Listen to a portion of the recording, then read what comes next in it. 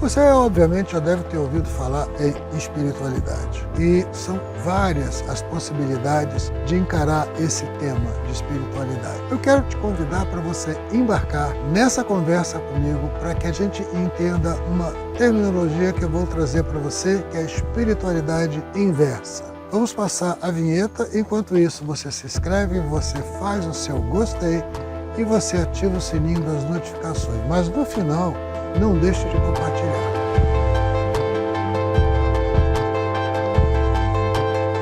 Normalmente, quando a gente pensa em espiritualidade, nós pensamos na perspectiva de uma religião que nos conecta a uma deidade, a um Deus.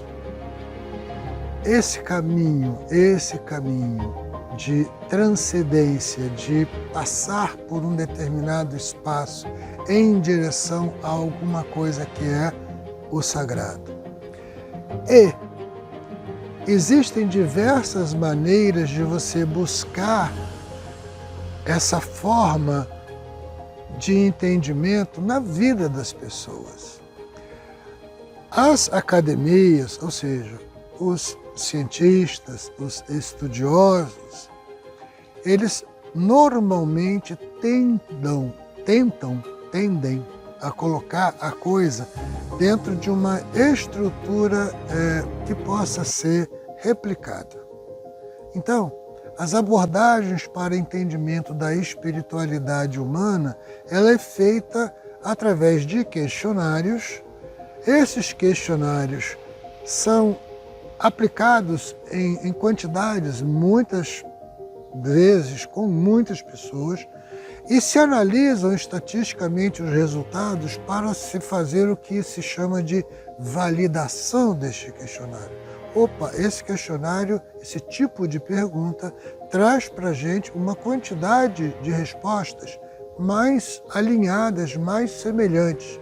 Então, no contexto das pessoas avaliadas, esse conteúdo que foi oferecido nos trouxe uma resposta mais ou menos homogênea. Então, valida-se esse questionário para fazer aquilo que se chama de anamnese espiritual. E o termo anamnese espiritual, pessoalmente, eu considero muito ruim. Por quê?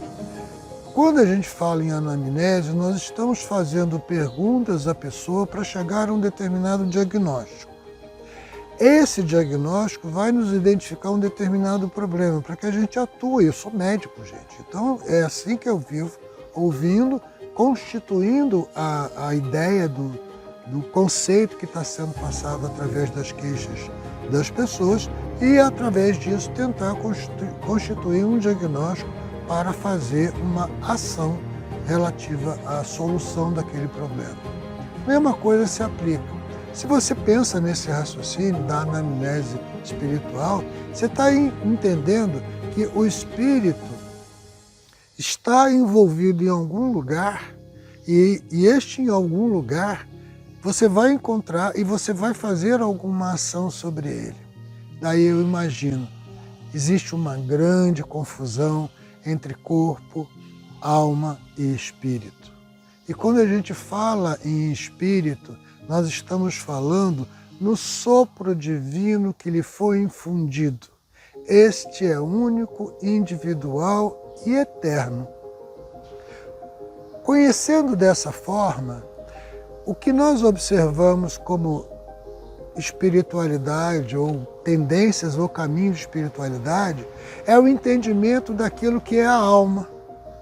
A alma, que é a nossa conexão racional com as coisas, a nossa capacidade de lidar com os ambientes e a nossa capacidade de entendimento.